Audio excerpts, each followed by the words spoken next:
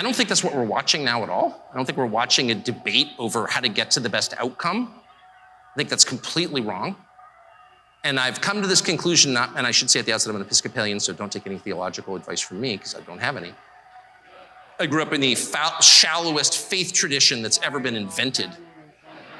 It's not even a Christian religion at this point, I say with shame. But I'm just saying this as an observer of what's going on. There is no way to assess, say, the transgenderist movement with that mindset. Policy papers don't account for it at all.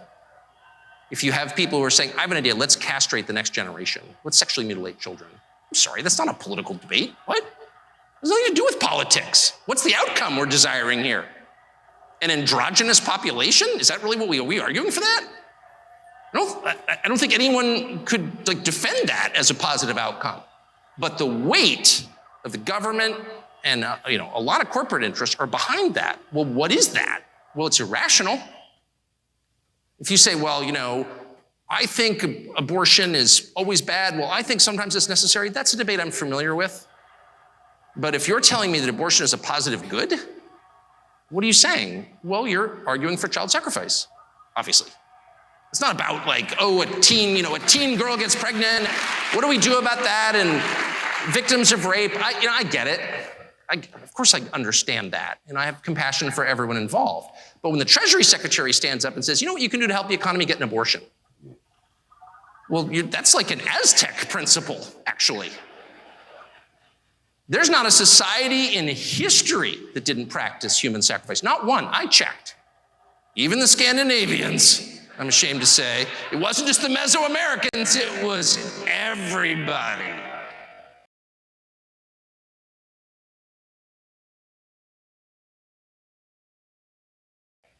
So that's what that is. What's the point of child sacrifice? Well, there's no policy goal entwined with that. No, that's a theological phenomenon. And that's kind of the point I'm making. None of this makes sense in conventional political terms. When people or crowds of people, or the largest crowd of people at all, which is the federal government, the largest human organization in human history, decide that the goal is to destroy things, destruction for its own sake. Hey, let's tear it down. What you're watching is not a political movement, it's evil.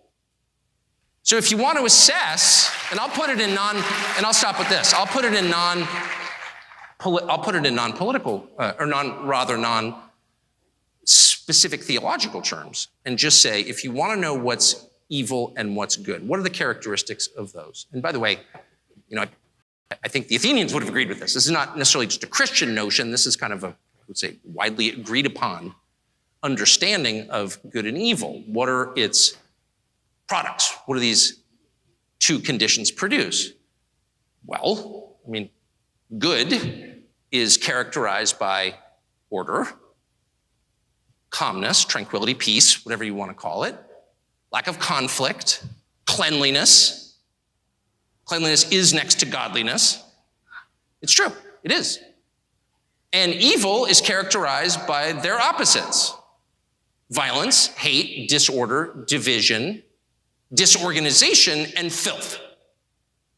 So if you are all in on the things that produce the latter basket of outcomes, what you're really advocating for is evil. That's just true. I'm not calling for a religious war, far from it. I'm merely calling for an acknowledgement of what we're watching, which is not one, and I'm certainly not backing the Republican Party. I'm not making a partisan point at all. I'm just noting what's super obvious. Those of us who are in our mid-50s are caught in the past in the way that we think about this. One side's like, no, I've got this idea, and we've got this idea, and let's have a debate about our ideas. They don't want a debate. Those ideas won't produce outcomes that any rational person would want under any circumstances. Those are manifestations of some larger force acting upon us. It's just so obvious. It's completely obvious. And I think two things. One, we should say that and stop engaging in these totally fraudulent debates where we are using the terms that we used in 1991 when I started at Heritage, as if maybe, I could just win the debate if I marshaled more facts. I've tried that, doesn't work. And two, maybe we should all take just like 10 minutes a day to say a prayer about it.